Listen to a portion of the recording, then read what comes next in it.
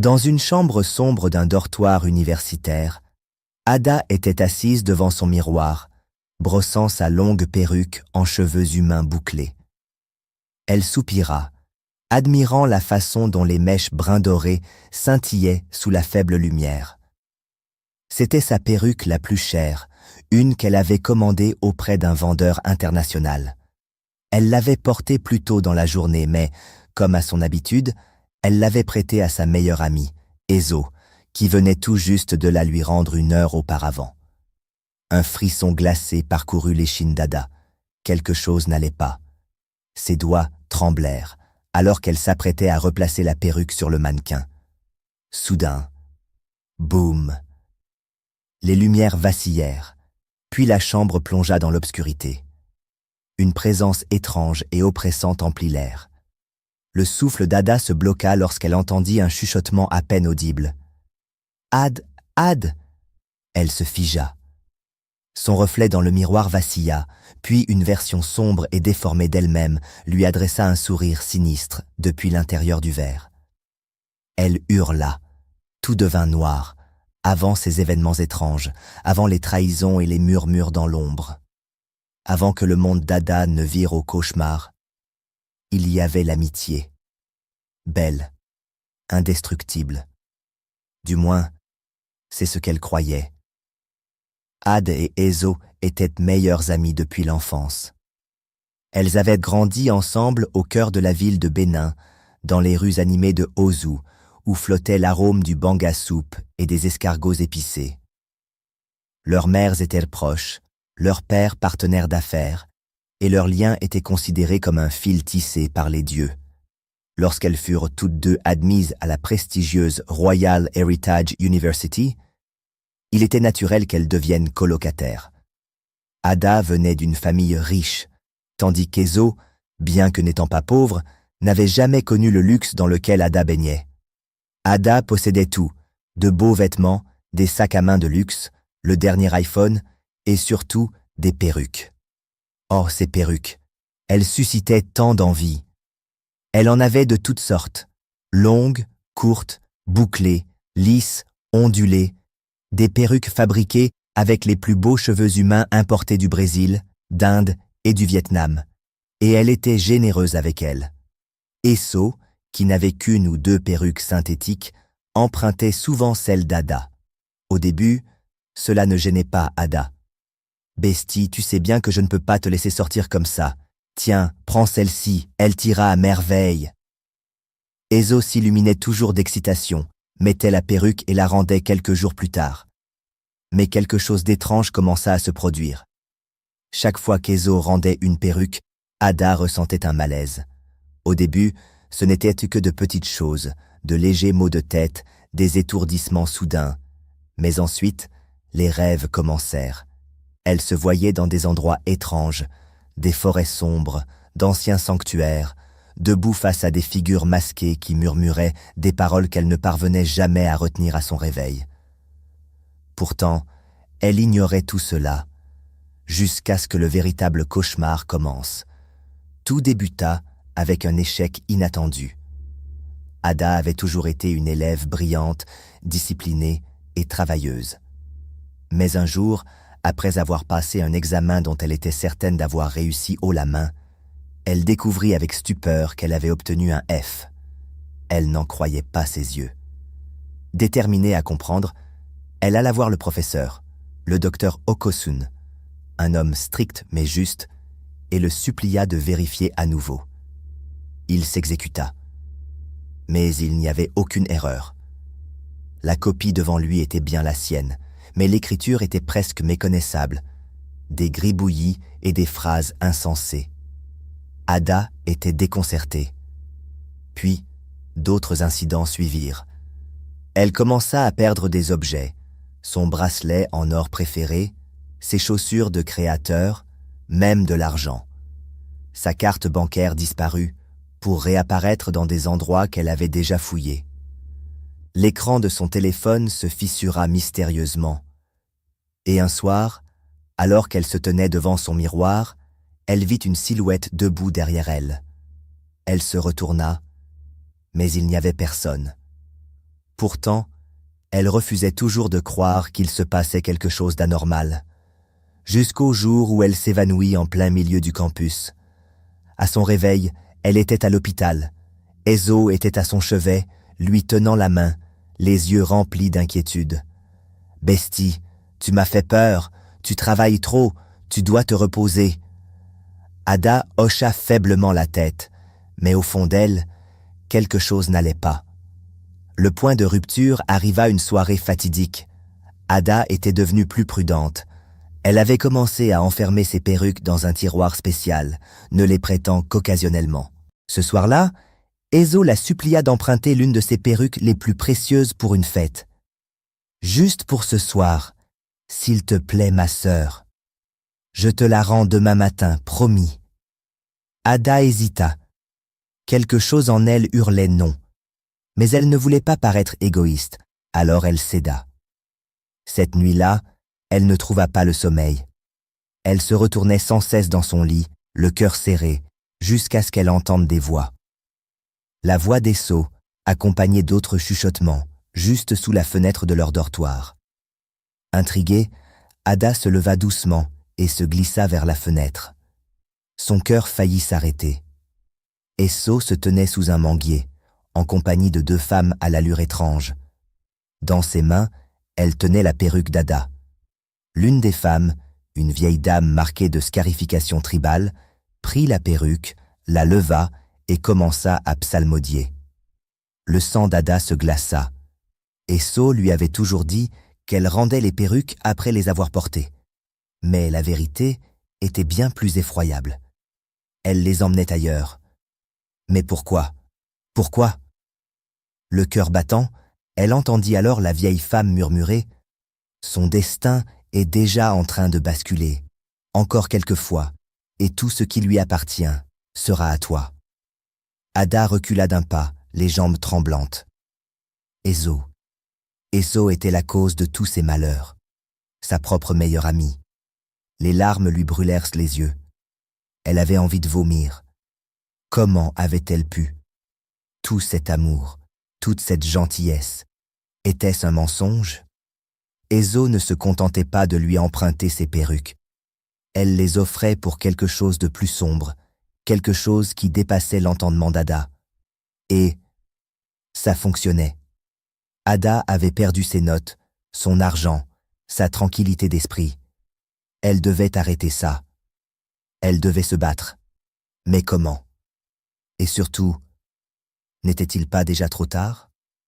Ada resta figée devant la fenêtre, son souffle coupé, son cœur battant violemment contre sa cage thoracique, menaçant d'en briser les parois.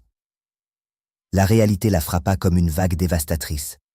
Sa meilleure amie, sa sœur de cœur, Ezo, était derrière tout cela. Les murmures à l'extérieur continuaient, mais Ada ne pouvait plus les écouter. Elle recula maladroitement jusqu'à son lit, l'esprit en ébullition. Que devait-elle faire? Confronter Ezo? Faire semblant de n'avoir rien vu? Fuir? Elle n'avait aucune réponse. Le lendemain matin, Ezo revint avec la perruque, un large sourire aux lèvres, et la plaça délicatement dans les mains d'Ada. « Bestie, merci, oh, cette perruque est trop belle. Tu aurais dû voir comment tout le monde m'admirait hier !» s'exclama-t-elle en tournoyant joyeusement. Ada força un sourire, hochant la tête, mais ses doigts lui brûlaient en tenant la perruque maudite. « De rien », murmura-t-elle, la gorge sèche. Pour la première fois, elle remarqua quelque chose de sinistre dans les yeux d'Ezo. Un éclat fugace, une lueur indéchiffrable, quelque chose de faux, quelque chose de mal. Mais elle ne dit rien. Elle avait trop peur. Les jours passèrent et Ada se sentit de plus en plus mal. Les maux de tête empirèrent, des vagues de douleur fulgurantes la laissant étourdie et faible. Sa peau, autrefois éclatante, devint terne et sans vie. Puis vinrent les cauchemars. Chaque nuit, elle se retrouvait piégée dans une forêt sombre et infinie, entendant des murmures dans une langue inconnue. Des mains sortirent des ombres, l'agrippant, tirant sur ses cheveux, murmurant son nom. « Ada, Ada !» Elle se réveillait trempée de sueur, le cœur affolé, terrifiée. Ses amis commencèrent à remarquer son changement. « Ada, ça va ? Tu n'as pas l'air en forme », lui demanda un jour Ivy, l'une de ses camarades, après un cours. « Tu perds du poids, oh, c'est un chagrin d'amour ?» plaisanta une autre fille. Ada força un rire, secouant la tête. « Je vais bien, juste du stress. » Mais elle n'allait pas bien. Puis, le pire arriva. Un matin, elle se réveilla et découvrit des plaques rouges et irritantes qui s'étendaient sur ses bras. Elle étouffa un cri, horrifiée. « C'est quoi ça ?» murmura-t-elle en grattant sa peau. En quelques jours, les éruptions se propagèrent. Son dos, son cou, même son visage furent envahis. Mais ce n'était pas tout. Des furoncles douloureux apparurent, énormes, rouges, remplis de pus, brûlants. Elle ne pouvait plus les cacher. Ses amis commencèrent à l'éviter. Certains murmuraient que c'était spirituel. Ça, c'est le karma, oh. Elle aimait trop faire la belle. Peut-être qu'elle a appris quelque chose là où elle ne devait pas. Ce n'est pas une maladie normale. Elle a besoin de délivrance. Même ses professeurs remarquèrent son état. Son professeur préféré, le docteur Ozaon, l'appela après un cours. « Ada, ma chère, as-tu vu un médecin ?» Elle hocha la tête.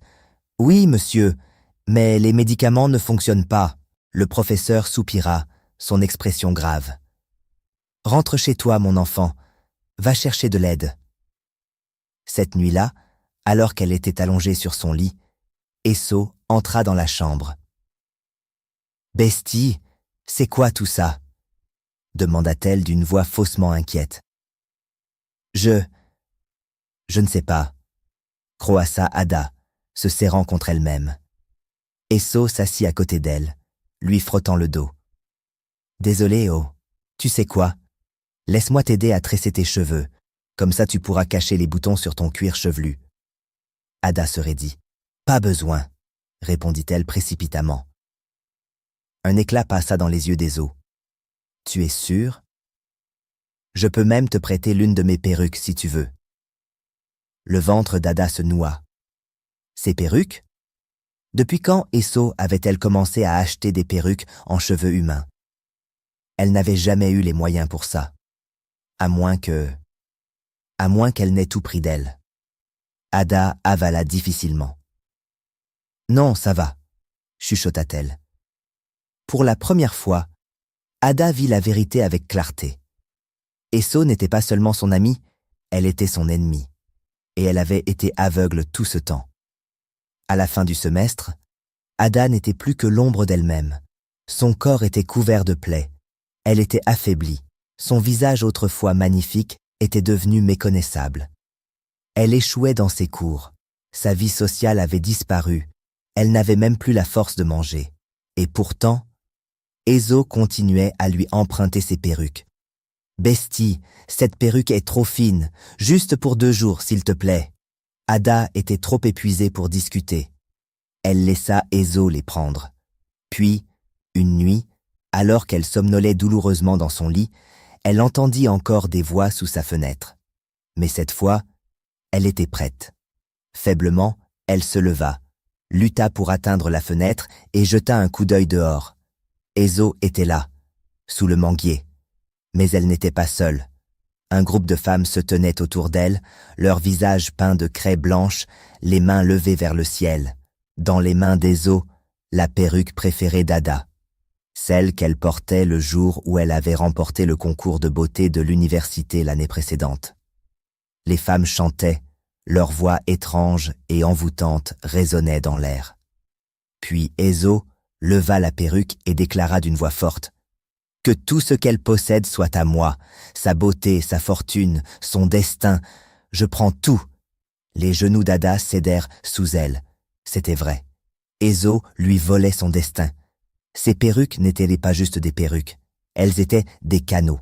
Et chaque fois qu'elle en prêtait une, elle donnait un morceau de son âme. Elle devait arrêter cela. Mais comment? Elle n'avait plus personne, plus de force, plus d'aide, jusqu'à ce qu'un souvenir lui revienne. la femme dont sa grand-mère parlait souvent, une puissante prophétesse. Rassemblant les dernières forces qui lui restaient, Ada prit une décision irrévocable. Elle rentrait chez elle. Elle prépara un petit sac et sans prévenir personne, elle monta dans le premier bus en direction de Benin City. Lorsqu'elle arriva, sa mère éclata en sanglots en la voyant. « Jésus! Ada, qu'est-ce qui t'est arrivé? Maman, aide-moi !» Sa mère ne perdit pas une seconde. Elle l'emmena immédiatement chez la prophétesse Aya Omaru, une femme de Dieu reconnue pour son don de voir les choses cachées. Dès qu'elle vit Ada, la prophétesse eut un mouvement de recul et poussa un profond soupir. « Qui as-tu offensé ?» demanda-t-elle, sa voix empreinte de sagesse. Les lèvres d'Ada tremblèrent. « Je ne sais pas. » La prophétesse posa ses mains sur la tête d'Ada et ferma les yeux. Un long silence s'installa. Puis, enfin, elle parla. « Ta propre sœur a volé ta gloire. » Le cœur d'Ada se serra. « Elle n'est pas ma sœur, c'est ma meilleure amie. » La prophétesse secoua lentement la tête. « Elle est ton pire ennemi. » Les larmes coulèrent sur le visage d'Ada. « Comment puis-je m'en libérer ?» La femme sourit doucement, comme si elle connaissait déjà la réponse. « Tu vas combattre le feu par le feu. Ce soir, nous verrons qui détient le vrai pouvoir. » La prophétesse instruisit Ada de s'agenouiller devant une bougie allumée. L'air était chargé d'encens, et le rythme hypnotique des tambours sacrés résonnait dans la pièce, créant une atmosphère mystique et solennelle. Ce soir, Dieu et les cieux seront témoins.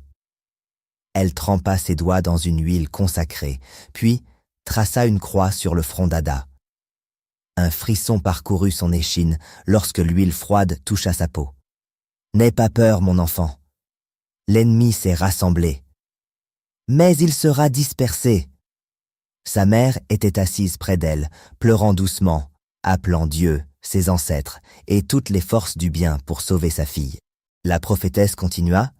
« Ézo n'a pas seulement pris ta beauté, elle a pris ta lumière, ta faveur, ton destin.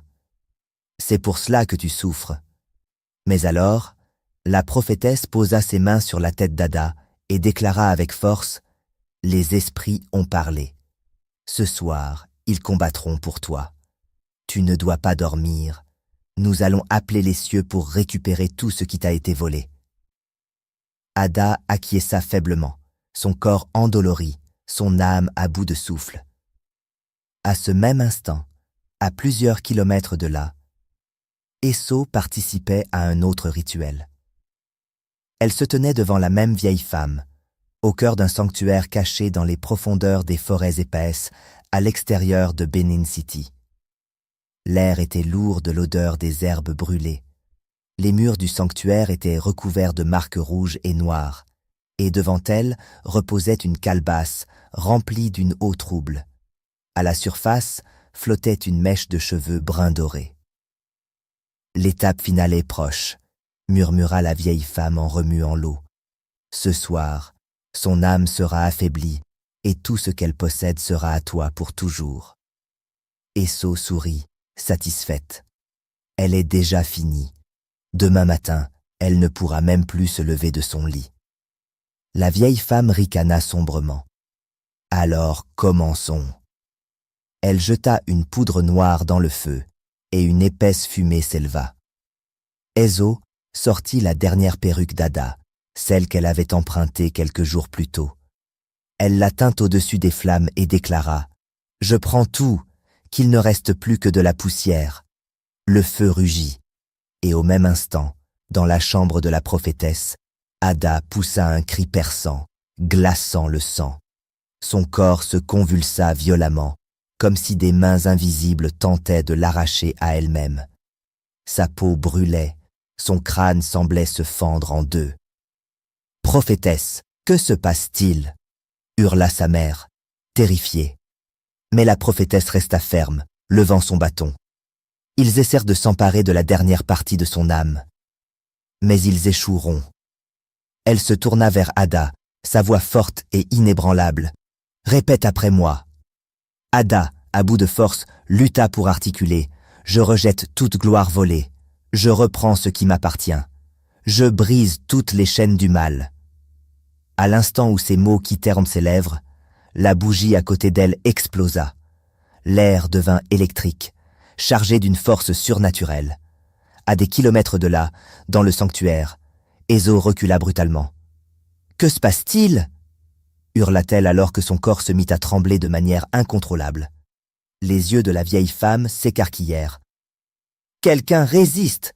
Quelqu'un se bat !» Le feu dans le sanctuaire vacilla, faiblissant.